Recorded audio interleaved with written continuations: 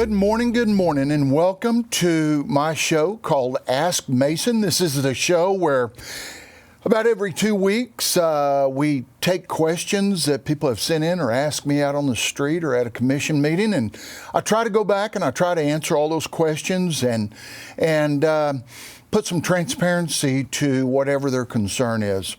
I can always be reached at askmason@enid.org, and we'll never use your name.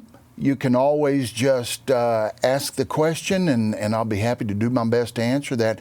We had several questions this past week, and very good questions I want to address this morning. The first one is, what's the future of Oakwood Mall? And wow, I wish I had a better answer for you because I don't really know. But a few things that I wanted to point out is that the city does not own Oakwood Mall. That is a privately owned entity by a person that owns multiple malls around the United States. And we don't have any control over that. As far as I know, all those taxes are up to date, all the codes are met, so we have no control over that. Now, I get questions all the time about why don't we just take that and tear it down? Well, the city, we don't just take people's businesses. That's not our, we don't do that in the United States, and we sure don't do that in Enid, Oklahoma.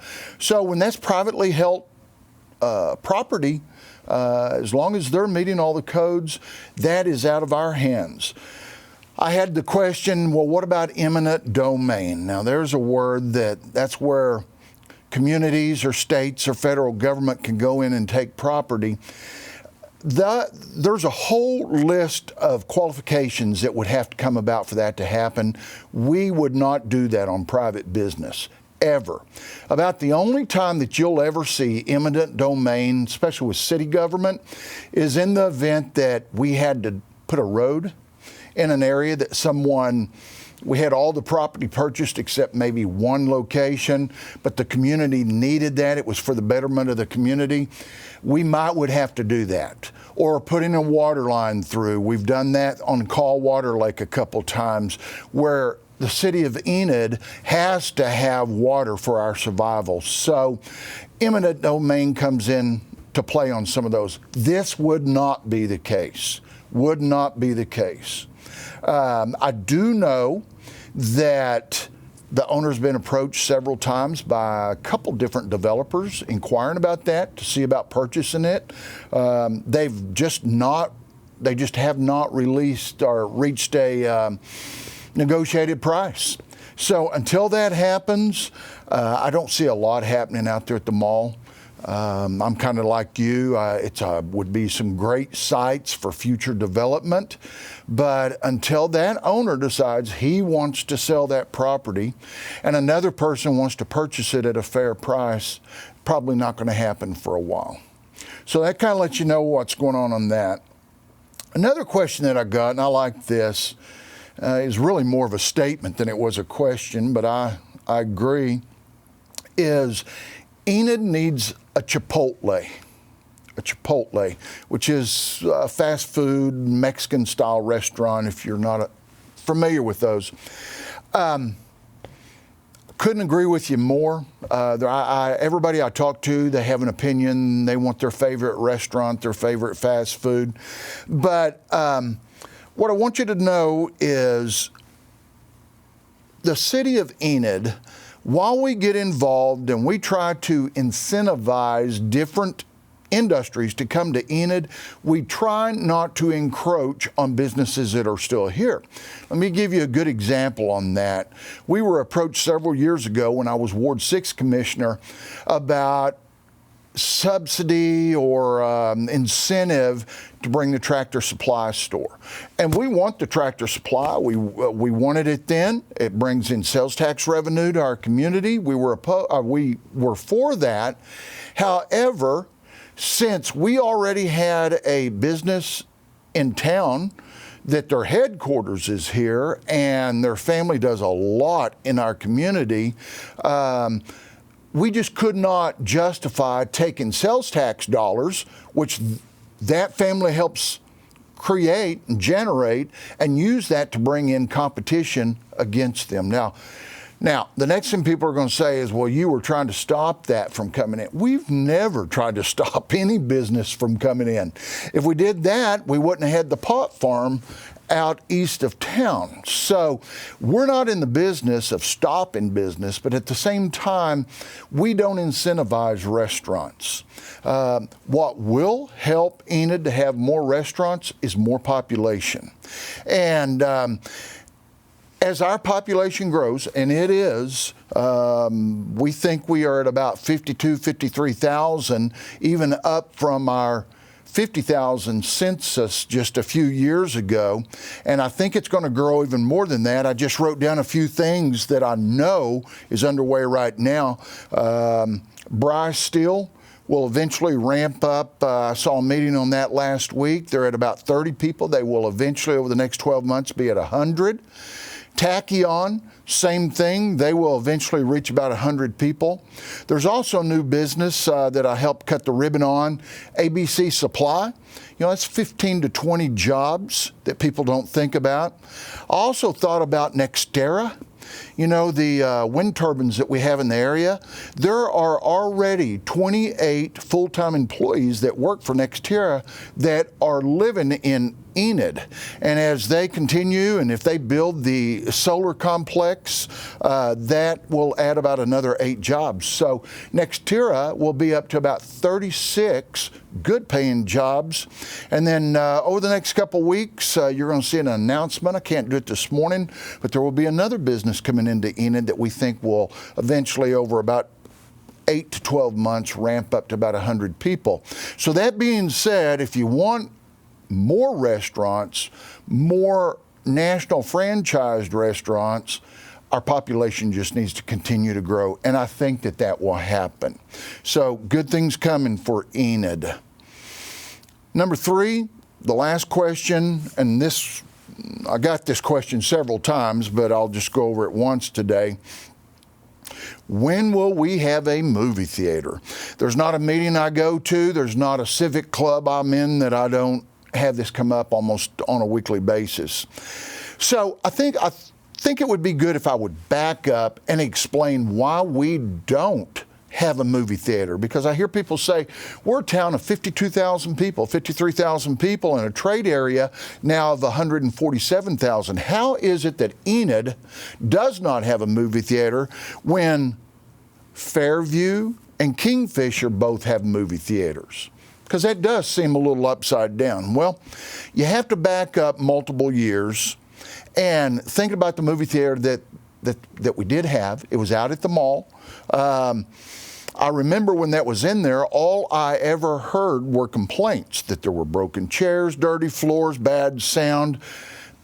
What people didn't fully realize was that was a chain. That was a chain, and when COVID hit, it absolutely decimated the theater business. Unlike a restaurant that could still stay open and do takeout only or drive-through, theaters could not even operate. The film companies weren't producing films, so they were literally shut down for about 18 months. Well, when they did reopen, there was a lag time in there for not just films to become available, but good films that people would actually go out, spend money on, and go see. Well, there were small theaters in some towns that it was easy for communities to go in and clean up and have civic groups or organizations operate that for them. We didn't have that. We didn't have that because that chain that was here in the mall went bankrupt and did not reopen any of their rural, smaller market theaters. So all of a sudden, a community the size of Enid, 53,000 people, ended up and did not have a theater, even though Fairview and Kingfisher do. So, and good for them, good for them. So a year ago, we thought we had a deal done. We had worked for 2 years trying to get a project done. It's going to be about $21 million for a theater. It was with a private entity because while the city can be involved in some things, we don't operate movie theaters, just like we don't run or operate restaurants. This person had worked with the city. The city had put up money, agreed to put up money, had put up some money on a small loan also in order to get an equity position to the point that they could go get financing. What they found was, following COVID, following the slow comeback of movie theaters, they could not, after 2 years, secure the necessary financing. The city had nothing to do with that. We were standing there ready to start that project with them and do what we had agreed to do, but that individual could not secure their financing. So that kind of nixed that project. What I will say, that when one door closes, it's ironic how another one opens up. And within just a few weeks following that disappointment of that deal falling through, another opportunity opened up when a chain called and had interest in Enid, contacted our ERDA and said, hey, we would like to talk about doing a theater in the Enid area. Now, we're not going to do another 2-year negotiation. We have allowed 6 months, and that was as of about a month ago, to either get an agreement so that a project could get underway, or we're moving on as a city to someone else that would be interested. There are now other chains out there that are showing interest in Enid. So we want this deal to work, but we're not going to burn up another 2 years like we have in the past. So hopefully in the next 5 months, you'll see an announcement. If not, I'll come on this show and I'll tell you that didn't work out with that group, but we're moving on to the next one. At some point, we're going to figure out how we can get a movie theater here in Enid. But I want you to know that there has literally been hundreds and hundreds and hundreds of hours put into this project, whether it's securing land or attempting to secure enough land to set a movie theater that we could use that as a incentive, or showing people around town, working loans with different banks to try to figure this thing out. So the fact that we don't have a theater, I would like your takeaway to be that it's certainly not for lack of effort. Our city team and our ERDA has worked and worked. There's not a week, a day goes by that we're not working to try to bring that movie theater to Enid. And when that happens, and it will, I expect to see those lines outside that door. All those people that are complaining, I want to see you buy the absolute first tickets. So, that being said, I hope I kind of clarified 3 topics that's going on in Enid. Please send any other questions that you have to askmason@enid.org. We want you to know what's going on in our community. We want you to be a part of that. And when you have concerns, ask, and I will be glad to answer those questions. So thank you so much. Enjoy your day, and we will talk soon. Goodbye.